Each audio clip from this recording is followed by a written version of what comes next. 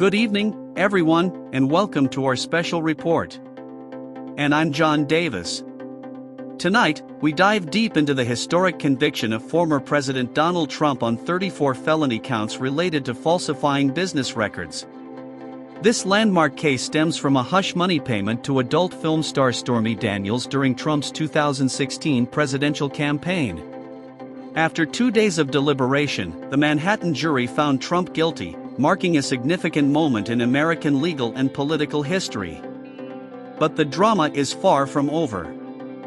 We have a lot to cover tonight, including the potential for prison time, the impact on the upcoming presidential election, and the various avenues for appeal Trump's legal team is exploring. Let's start with the big question on everyone's mind: could Trump actually go to prison?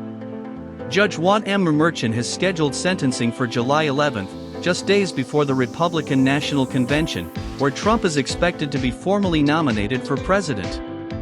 The charge of falsifying business records is a Class E felony in New York, carrying a maximum penalty of 4 years in prison. However, it's up to the judge to decide, and there's no guarantee Trump will serve time behind bars. Indeed, District Attorney Alvin Bragg has been tight-lipped about whether they will seek prison time. The judge might also consider the political and logistical challenges of imprisoning a former president, especially one who was actively campaigning to return to the White House. Other possible punishments include a hefty fine or probation. And let's not forget, Trump could potentially avoid any punishment until all his appeals are exhausted, which could drag on for years. Speaking of appeals, Trump's legal team is already preparing for a lengthy battle. They've raised several objections during the trial, including claims of bias against Judge Merchan and the exclusion of certain defense witnesses. We'll delve into those arguments a bit later. But first, what does this conviction mean for the 2024 presidential election? Despite this historic conviction, Trump is still eligible to run for president. In fact, his daughter-in-law, Lara Trump, has mentioned that Trump would resort to virtual rallies and campaign events if he's sentenced to home confinement. It's a deeply divided America we live in. This conviction might not sway his hardcore supporters. An ABC News/Ipsos poll revealed that only 4% of Trump supporters would withdraw their backing if he's convicted of a felony. Another 16% said they might reconsider their support. And in the short term, the guilty verdict seems to be galvanizing the Republican Party. We've seen GOP officials across the spectrum rally behind Trump, and his campaign has reported a surge in fundraising dollars following the verdict. However, Trump's legal troubles are far from over. He faces 3 more criminal cases that could carry even more severe penalties. But as with this case, these proceedings are entangled in appeals and legal battles that may not reach a conclusion before the November election. Now, let's explore the defense's strategy and how they plan to challenge the conviction. Trump's defense centered on discrediting key witnesses, particularly Michael Cohen, Trump's former attorney who has turned against him.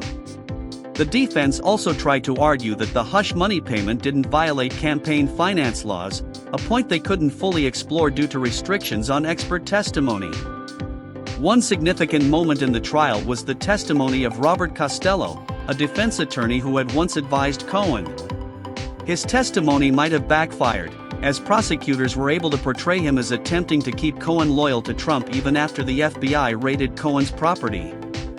Costello's combative demeanor in court didn't help either. At one point, Judge Merchan even threatened to remove him from the courtroom for his behavior. In terms of appeals, Trump's lawyers will argue that Judge Merchan was biased and that key evidence and testimonies were improperly excluded or included. This includes graphic testimony from Stormy Daniels about her alleged sexual encounter with Trump, which the defense claimed was irrelevant and prejudicial. While projecting confidence, Trump has also been laying the groundwork for undermining the case against him, repeatedly calling the system rigged and the trial a witch hunt.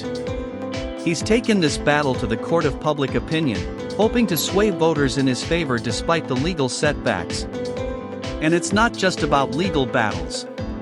Trump's conviction comes at a time when he is still seen as a formidable opponent to President Joe Biden. Both parties acknowledge that Trump remains a potent political force, capable of unifying his base and potentially swinging the election. The reactions to Trump's conviction have been polarized, as expected. While some Democrats see it as a moment of accountability, many Republicans view it as a partisan attack designed to derail Trump's presidential bid. One thing is certain, this case, and the others Trump faces, will be a significant factor in the 2024 election. It's a high-stakes game with the potential to reshape the political landscape. The implications of this conviction are vast, touching on the integrity of the legal system, the future of the Republican Party, and the very nature of American democracy.